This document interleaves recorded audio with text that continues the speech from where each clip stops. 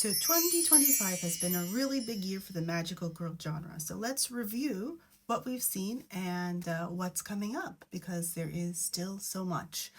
For anyone who doesn't know, my name is Ayumi. I am the host of the Sparkleside Chats podcast, which has been yapping about magical girls for over 5 years now.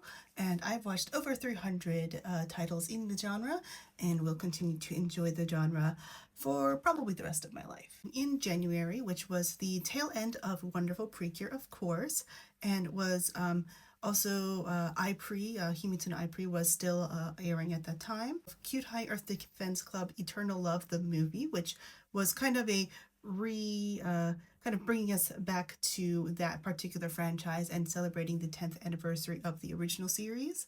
We had the Mermacorno Starfall series in the US. I believe that was on YouTube as well. We had the beginning, the launch of Miraculous Ladybug Season 6 in January. And then for seasonal shows in Japan, we had Momentary Lily and Promise of Wizard. And then, of course, Witchy Precure Mirai Days, which was the sequel to Witchy Precure from 2016. What a delightful little sequel that was. And then over in China, we had the third season of Shining Card Sprites. Moving on to February, that was the launch, of course, of You and Idol Precure, which is the currently airing Precure season. And then we had Bubble Guppy's Super Princess Mermaids launch as well. And then finally, the beginning of Yummy Land Season 2. This is the current reboot of the Yummy Land toy line and franchise. So that is also still airing on their YouTube channel. So that's not a lot of episodes, but it's there. Moving on to April, we had the launch of Season 2 of Himitsu no Ipre, which is known as the Ring Arc, because of Princess Ring Clover. And then we had the premiere of Princess Session Orchestra, which is a completely original new series, which is a kids series. It is airing for a year and has toy lines and everything attached to it, but is also known and has a big fandom due to the writer having done Symphogear in previously.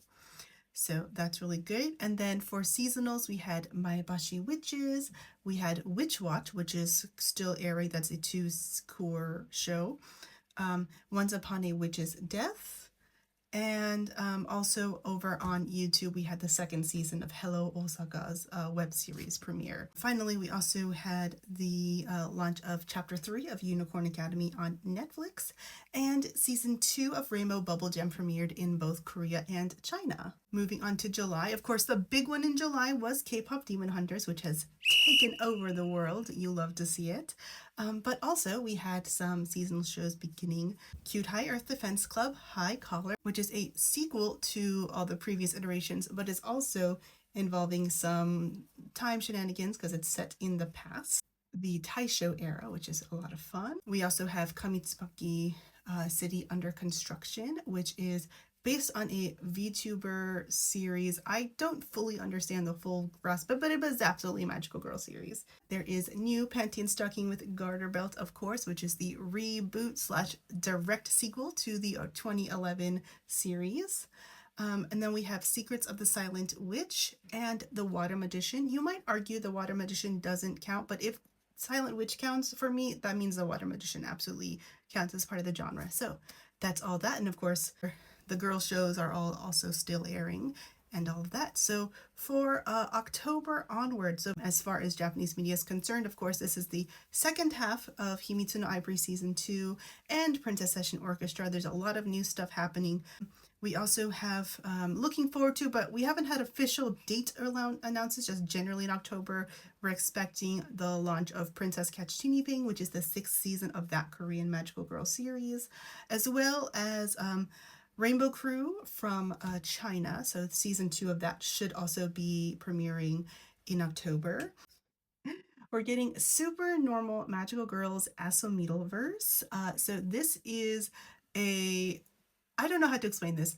This series is in its 5th season, but this is the first season that has magical girls. And we also are looking forward to Shining Card Sprites Season 4, which is exciting.